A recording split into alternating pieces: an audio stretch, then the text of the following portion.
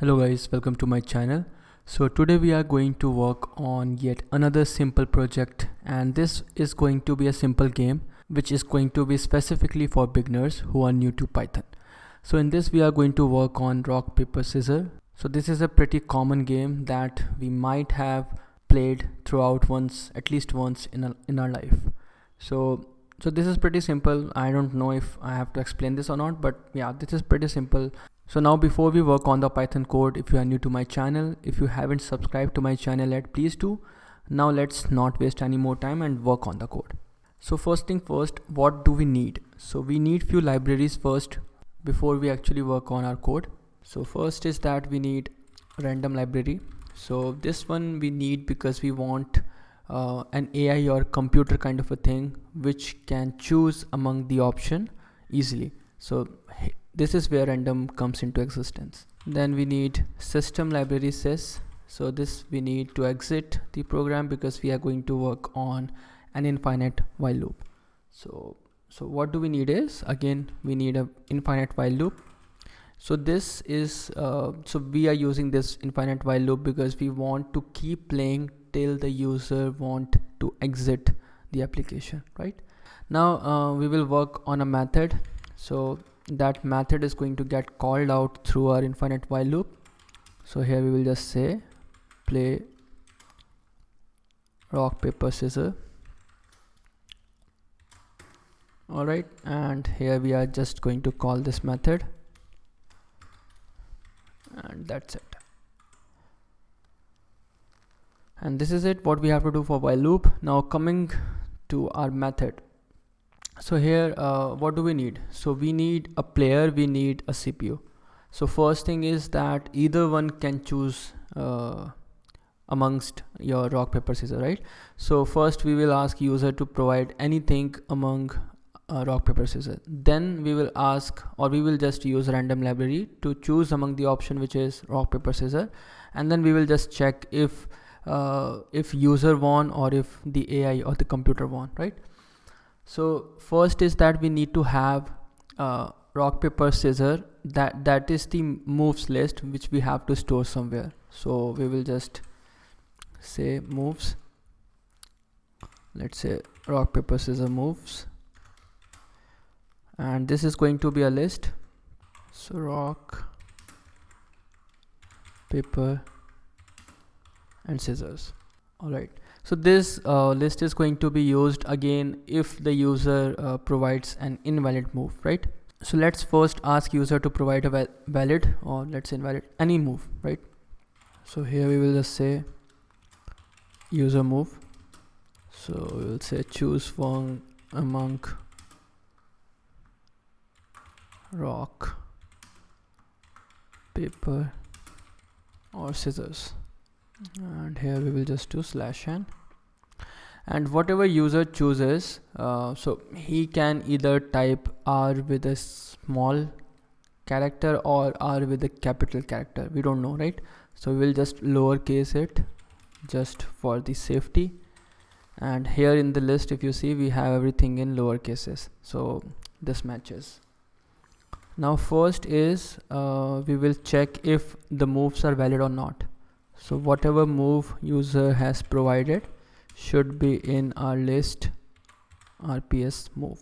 So if this is not the case, then we will just print user move, whatever user has provided is an invalid move, and that's it.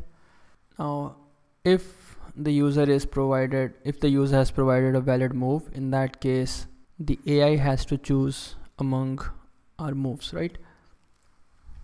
So computer move equals to random. So we have a choice method in our random library through which we can choose randomly among a list. So here we will just say RPS moves.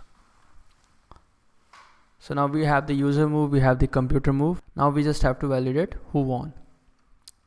So now here comes the main logic. So if user move equals computer move, so this is a tie case. So in this case we will just print it's a draw. Else if user move equals rock. So rock can lost only if we have paper, right? Then computer move equals paper. In that case we will just print computer won. And I'm just going to copy these lines and once more. So there are only 3 scenarios basically in which case user is going to lose, right? So one is if he chooses rock and computer chooses paper. Other is if he chooses paper and computer chooses scissors, and if user chooses scissors and computer chooses rock. Alright, otherwise we will just print user won. So else print user won. Now we want to also print the computer move, so we will just print both these moves. We'll say user move and user move /n and then computer move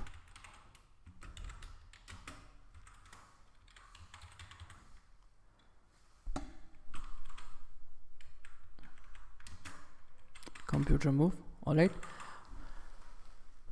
Okay, so what did we miss? We missed how to exit this program, right? So here we will just say user choose one among rock paper scissors /n or enter. So this has to be enclosed in quotes. Enter exit keyword to exit the app. All right. Okay, so now we are done. Now let's try to run this. All right, so it says choose one among rock paper or scissors, enter exit keyword to exit the app. So this doesn't look good, so let's format this a bit.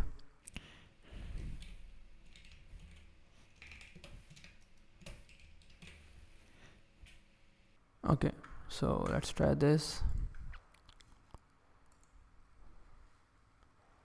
Okay, so choose one among rock paper or scissors or enter exit keyword to exit the app. So we missed /n, so that user is going to provide the input in the next line.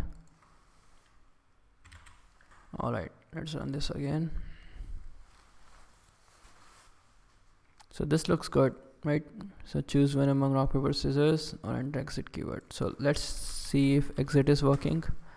So exit is an invalid move. Why is that? Because we didn't use the if condition here. Okay, so if user move equals exit, in that case sys dot exit. All right, so now we are done. Now let's play. So exit first and exited. Let's try once more.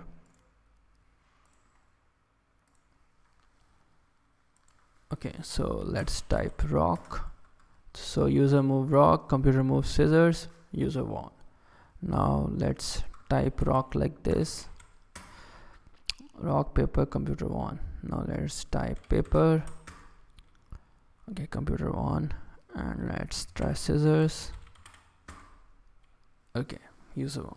So this is how you create the application, and this is a very simple application. Here you can see we used few concepts. What did we use? We used input function, which is a very common but usable thing that you should know, right? We used list, which is again a data structure in Python. We used if else logic, how to play with that. We used a while loop. So we used a lot of things, and if you are new to Python, then these are the few basic things that you should know, right? And if you are working on a project or an application, you learn by doing it. So it's not all theoretical, it's practical, and you understand like why we are using it, and if any case you see any errors, you know how to solve it. And if you don't know, then you are going to know, and that is how you again learn more. So this is it. I'll try to create more videos like this for simple stuff. And if you like this, you can click on the like button. If you have any questions, do let me know in the comment section. And I hope that we will meet in some another video. Till then, have a good day, stay happy, and bye bye.